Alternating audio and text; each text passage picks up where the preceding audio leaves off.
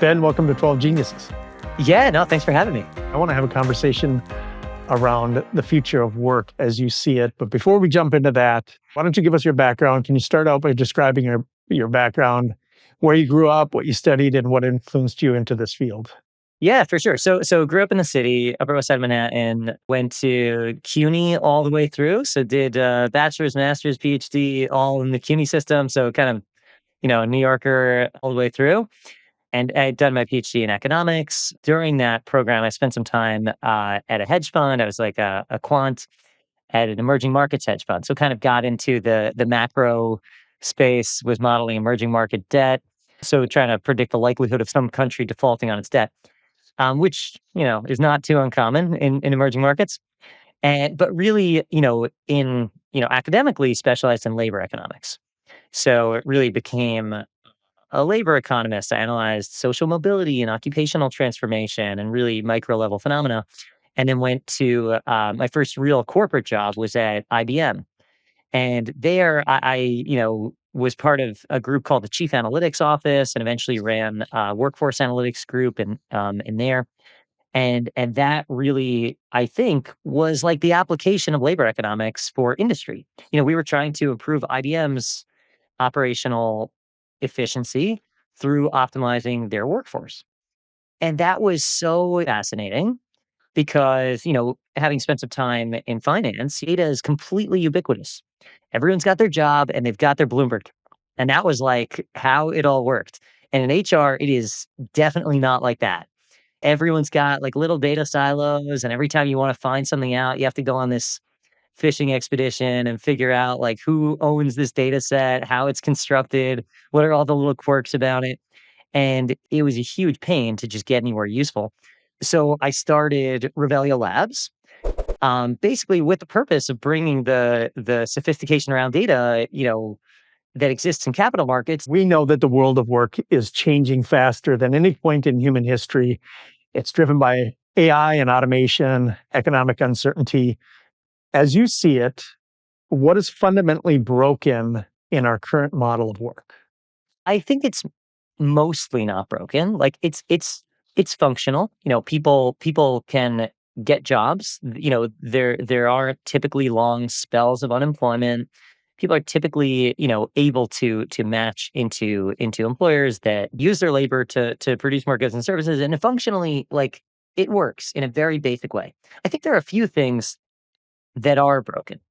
One is that if you are a supplier of labor, if you are an employee and looking for a job, I think you have very little information about what the occupational landscape looks like. I think even as kids get into high school and even college, there's so much of the occupational landscape that they don't know. So, how old are people when they learn what a product manager is, or what like a DevOps engineer is? That's not something we learn from just like exposure in high school and college. You know, we have a very surface level understanding of what jobs are and what's even out there. And that's just descriptively what's out there. Not to mention, how do people like these jobs? What is the work-life balance? Like, what are the exit options? Like, what do you do after that? How does it propel your career? How much money do people make? I mean, this is just not out there. And it really should be. And I think as a result, the paths that people take are uninformed and, uninformed at best, path dependent at worst. You can have people just selecting into occupations based on where they grew up, the economic situation they were in, what their parents did, what their friends' parents did, or parents' friends. So, we don't want a world where people select into an occupation because that's what their uncle did. We want a world where people select into their occupation based on their skills and interests and productivity. So I think on the supply side, that's something that's broken. On the demand side for firms, I think it's probably even more broken in a way because companies obviously know that they need resources to produce goods and services, but I think the attribution question of that is so um, so tough because we don't even really know what people do. It's very common where someone, starts a job, and ultimately a job is a bundle of work activities. And, there's some responsibilities listed on a job posting. And then, over the course of someone being there for 6 months or a year, whatever it is, they end up doing something totally different. And that is such a common refrain we hear from people that, and from companies where they say, I want to hire someone who can just do whatever needs to be done, which is probably fine. But then how do you analyze that effectiveness? How do you know that you made the right call, whether you should invest more in this or invest less in that? And I think it results in these whipsaw reactions, from layoffs to expansions to, acquisitions, and chasing the next shiny management trend of external talent marketplaces or whatever it is, to try to get the most out of their workers, when I think fundamentally they just don't really even know what they have or what people do.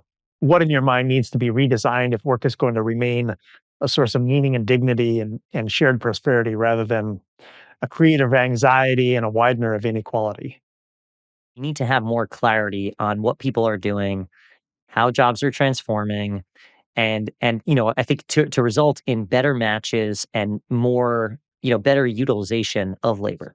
So I think just getting data in order, getting good taxonomies of occupations, skills, and work activities. I mean, the work activities, the tasks are really the most important component there. But understanding what people do, how they're doing it, and how that's changing, I think is just very critical. So I think getting the data infrastructure right, it is a prerequisite to all of this. The next thing I would say is more adaptation.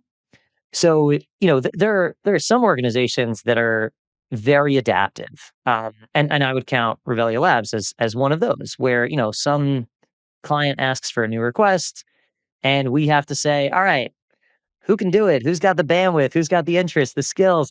And that is just the nature of running an adaptive business, where sometimes you need to give people new responsibilities that they didn't have before. Sometimes employees leave and people need to just fill in, sub in. Sometimes priorities get cut down, or whatever happens. I mean, we always need to adapt to the changing priorities of the business. And that's just necessary. And that's, part of being nimble. There are other organizations that are much more procedural, where, you're hired to be a specialist at one thing, and you're on this proverbial assembly line where, everyone's a specialist in something. And those organizations can be much more efficient. That there are efficiencies that can be gained from specialization for sure, but they are less adaptable. So, if someone is a specialist in one thing and that thing gets automated, they're done. That's it for them. They can't adapt as responsively as a smaller, more adaptive organization.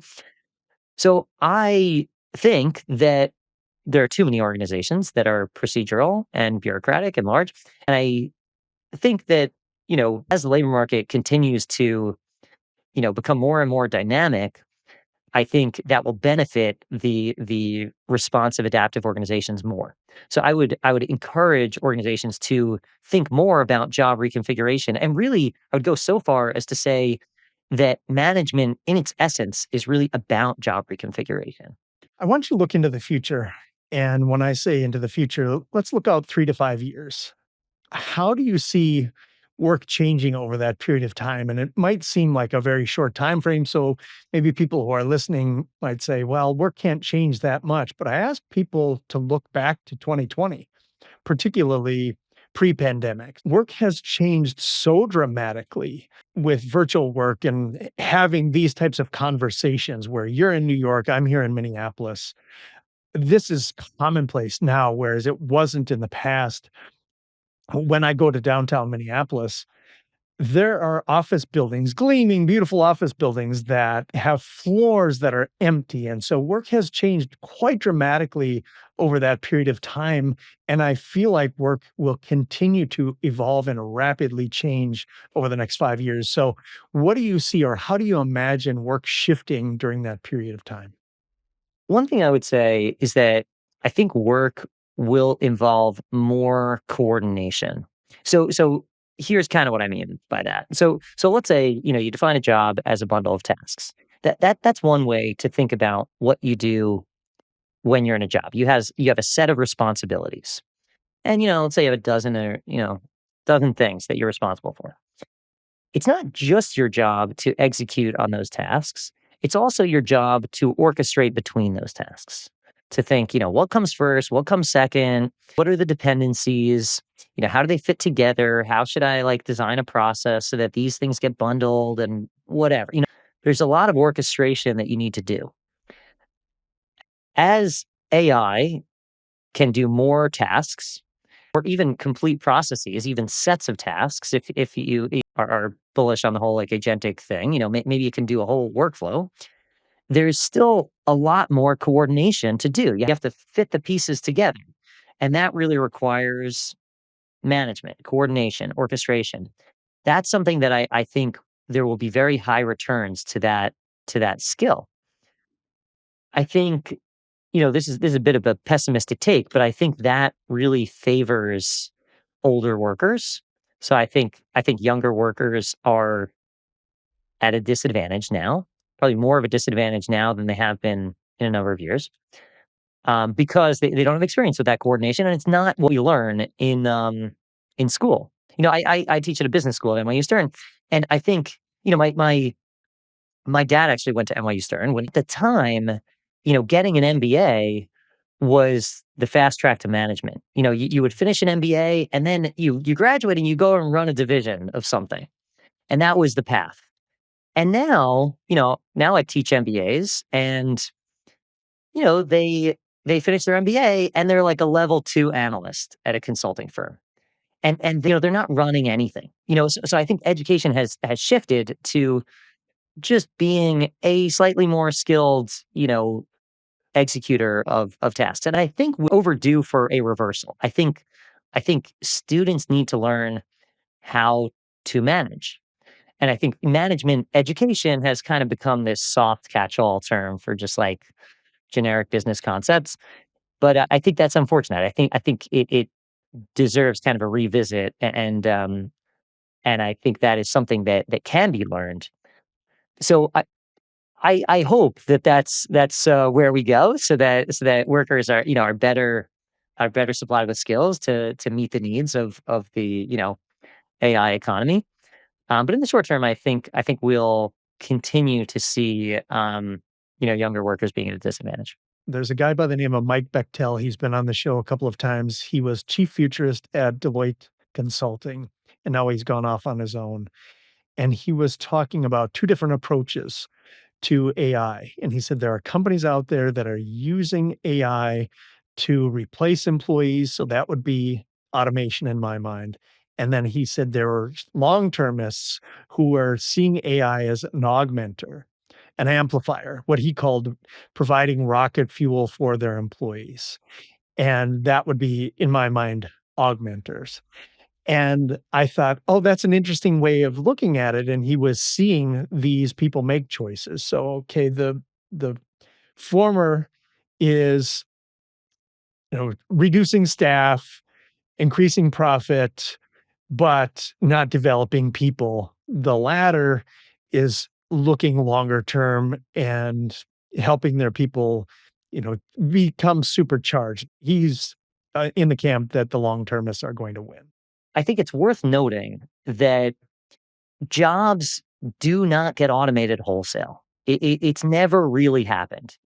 You could actually make a case that maybe it happened with telephone operators. There's like maybe some historical examples, but for the most part, technology, can really automate only components of a job. So if let's say half of someone's job can be automated, then a company has a choice. They can just have half the people doubling down on those specializing in the remaining tasks and save money. That is a strategy. Another strategy is they can produce more output. And I think that is less about how we think about our relationship with AI. And I think that's just general business strategy. Would you rather save money or produce more output? I think that depends on the situation of the business. Whatever their investors are interested in, are they interested more in the bottom line? Are they interested more in growth? These are reasonable trade-offs that companies can make. I agree that I think the smart money is on growth, but I would argue that has less to do with how we think about technology. I want to read you a quote. The quote is, "The goal of the future is full unemployment, so we can play. That's why we have to destroy the present political economic system." That's a quote from 1969. Arthur C. Clarke, the writer and futurist, said it during an interview. And if you don't know who Arthur C. Clarke is, you probably do, but he was the co-writer with Stanley Kubrick of 2001: A Space Odyssey. So really famous futurist and science fiction writer. And I just ran across this quote and I thought, oh, this is kind of interesting for my conversation with Ben, because 2 months ago, I was in the woods in Nebraska with 20, 25 people who have made their living trying to make the workforce a better place, trying to elevate employee engagement, people who are working to help companies embrace diversity, equity, and inclusion. And they were very interested in saving work. But I want to know, is work worth saving? And the reason I ask that is in the US today, there's 320, 330 million people. About half of them work. About 160 million people work. And I know from the data, and you probably know from the data too, most of them, probably 2/3 or more, are miserable in what they do. And so if there is a future where maybe there's full unemployment so we can play, is work worth saving? I love that quote, and it reminds me of Had you heard it before? no, I haven't heard it Oh, you before. haven't? Okay. Yeah, but I have heard of the 1930 paper by John Maynard Keynes. So he wrote this paper called "Economic Possibilities for Our Grandchildren," where he made a prediction of what would happen in 100 years. So we're almost there. It's almost 2030, and he made this prediction that we would work 15-hour weeks. And the assumption was that, we would grow by 2% a year. Now, in retrospect, we actually did better than that. So we grew by, I think, 2.1% a year, which actually is a big difference because that compounds. So, he said under that assumption, we'll be so prosperous and we'll live this life of abundance and be able to just enjoy the arts and have this life of leisure because we're so affluent. Now we're not there, like we're not working 15-hour weeks, but I think there's a few reads on what kind of went wrong there, if anything. I mean, one thought is like, all right, we grow our appetites, and how could John Maynard Keynes in 1930 predict that we'd want to consume social media and refrigeration and air travel, all these things that like didn't really exist to the same degree. So I think that's one read. Another is that maybe he actually wasn't wrong. Maybe we actually do live a life of leisure, but leisure and work are blending together. So I think that is happening to some degree. Like right now, it's the work day for me. It's the work day for you. And like, Yeah, this I'm is an having fun. enjoyable conversation. You're right. That's Yeah. absolutely right. Versus, I can imagine what work was like in 1930 when I don't know how many people worked in farming or in physical labor, but it was a lot, maybe more than half. It was a Yeah. big percentage of people. It reminds me of this other quote. I forget who said it, but when China was having its economic miracle, and people started moving to the cities and getting into manufacturing, and they had their free economic zones, and there were all these factories popping up, and you know someone from the Western world would look at those and say, these are sweatshops, these are like miserable working conditions, like why are people like putting themselves through this terrible work environment? And someone in China at the time said, yeah, these aren't great jobs, but it sure as hell beats working on a farm. Yeah. And even shitty jobs can be major improvements in, from what there was before. I mean, people would literally die from like harvesting sugarcane. Like jobs in the past were so unbelievably miserable. So now, if someone's bored and they have like and like annoying manager, like, it maybe isn't as bad as it used to be, and maybe we're actually on a good trajectory. So I think I'm more optimistic in the very long term that work is improving. If John Maynard Keynes came back today, he would say we live in a world of abundance. So it probably is very similar to what he imagined. Like when I think about electricity, abundance, refrigeration, the transportation, the ability to go on a jetliner from Minneapolis to Tokyo in 13 hours for $1,500. That's kind of a world of abundance, or the compendium of human knowledge being on this phone. All right, that's abundance in his eyes 90 years ago or 100 years ago. A previous guest on the show talked about the experience expectation gap. And I asked him why people are not happier now because we have all of this affluence. And he said, Don, I think there's this experience expectation gap where here's our experience, but our expectation, because of social media and because of what others see their neighbors having, I think that leads us to a level of unhappiness. And I thought, oh, that's really, really interesting. And so I think in order for us to truly experience happiness, it's not about things, it's an internal thing that we need to fulfill, or ways in which we interact with the world that are inside of us that really matter. I think you're right. I mean, there's so much darkness in social media and what we consume. I mean, I know for myself, I'll sometimes be, doom scrolling and just feel myself, getting angry and bitter, and that's it. I think we all kind of feel it. It's a negative force in our lives. It probably leads to, unrealistic expectations, some unhappiness. I think what's notable though is that I think there's two things that are notable. One is that that's mostly happening outside of work. The root of our, despair comes during our leisure time, mostly. And I think another thing that's worth noting is that time in itself doesn't doesn't lead us to an enlightened life. That maybe, if we had more time, maybe we would just, be sucked into these pits of despair. Sometimes I fantasize about, just like having more time than I have now. And I'd say, oh yeah, I'd play more sports. I'd, get involved in community stuff. I'd, e- do more things that give me fulfillment. And maybe that's right, or maybe that's slightly delusional. Like maybe I would just like sit on my phone more, and maybe that's not ideal either. So I think, we do have to, you know, weigh what's happening at work with the counterfactual, the alternative, which is also kind of looking a little worse. So I think I'm like, maybe a little pessimistic on general human happiness, but a little more optimistic about, the role that work plays in that happiness.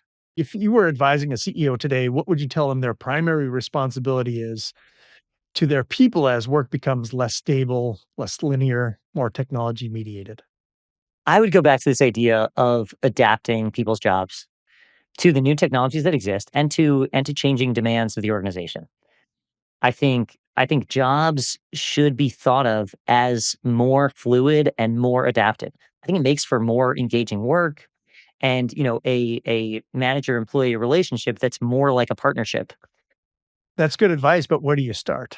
Where do you tell where does when that CEO says, "Okay, Ben, you're a brilliant guy. That's good advice. Where do I start?" Yeah. Okay. So I think there are a few tactical places to start. So one is, I think, having a good, I mean, this kind of brings me back to job architecture, but it's having a good way to categorize what people are doing, what skills they have, what jobs they're in. I think this is really, you manage what you measure. And when we start measuring, how many people do you have doing this, doing that? What are the skills? How are we matching those skills to the work outputs, the work activity? I think that framework opens up so much possibility, because then you'll be able to see, oh, okay, we have people doing the wrong things. It'll stare you right in the face. And I think, the response from leadership will be, oh, well, maybe we need to make a change. Maybe, we should expand this division, or maybe we should move people from here to there, or maybe we should change the responsibilities that people have, assign this project to this team rather than that team. Really, really like micro level decisions, but that will ultimately, produce more productivity because you'll have better alignment between workers and the work output. It seems like that activity is collaborative or can be collaborative too, which I think empowers employees, right? Things aren't being done to them, but they can be participative in that process. I think that's exactly right. In this field, there's kind of two paradigms. There's like job crafting, where employees kind of, think about what they want to do and just do it. Then there's job design, which is more top down, where a manager says, do more of this, do less of that.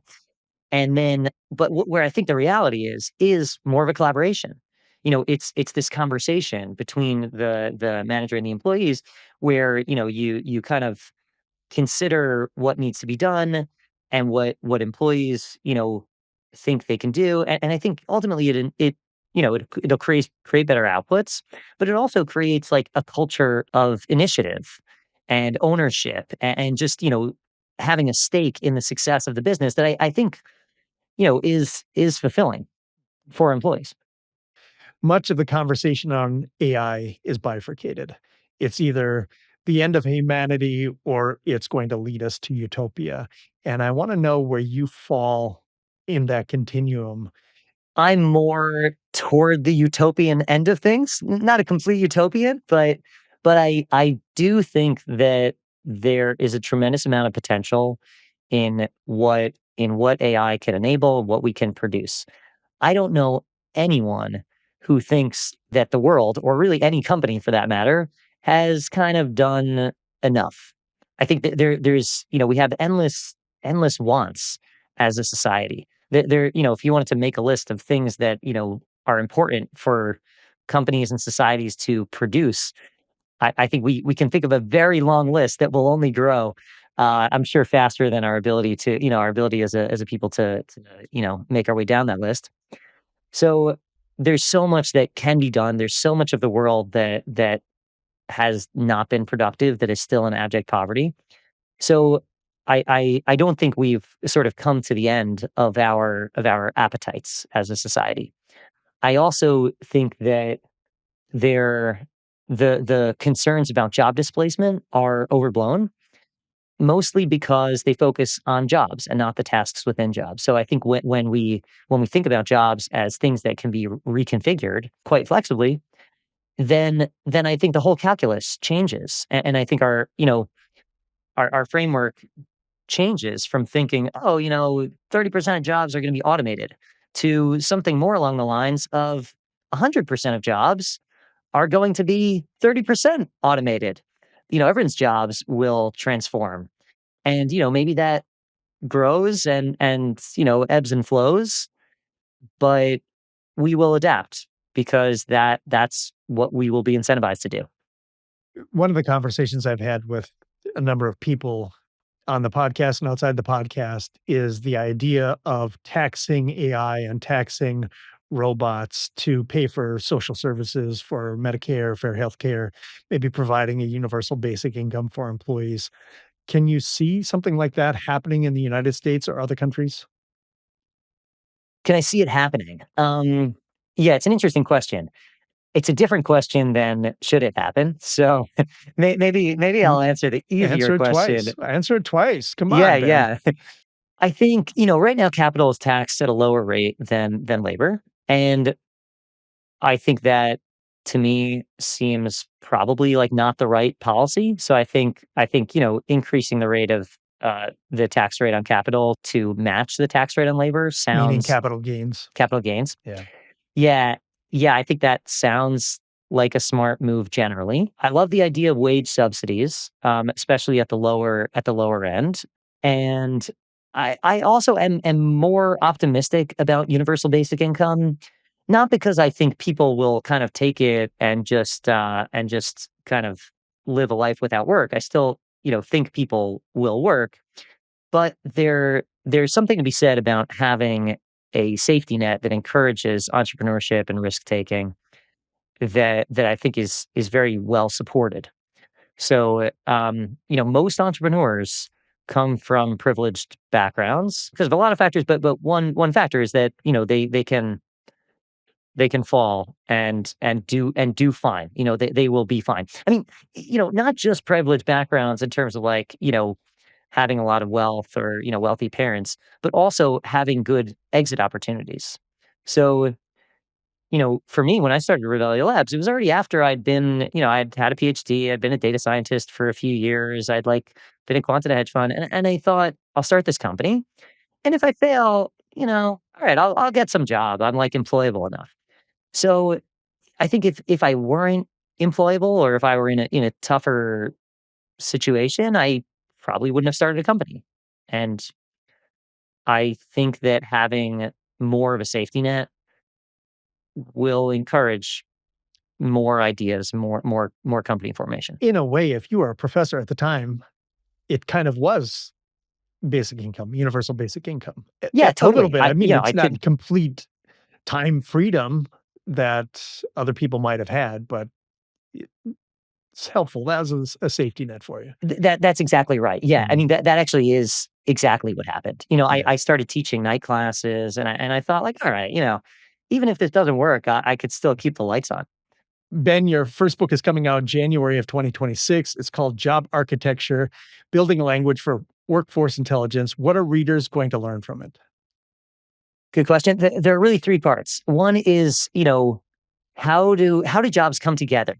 How do we think about occupations, skills, activities? Why does work get bundled into jobs? It's more about the philosophy of work.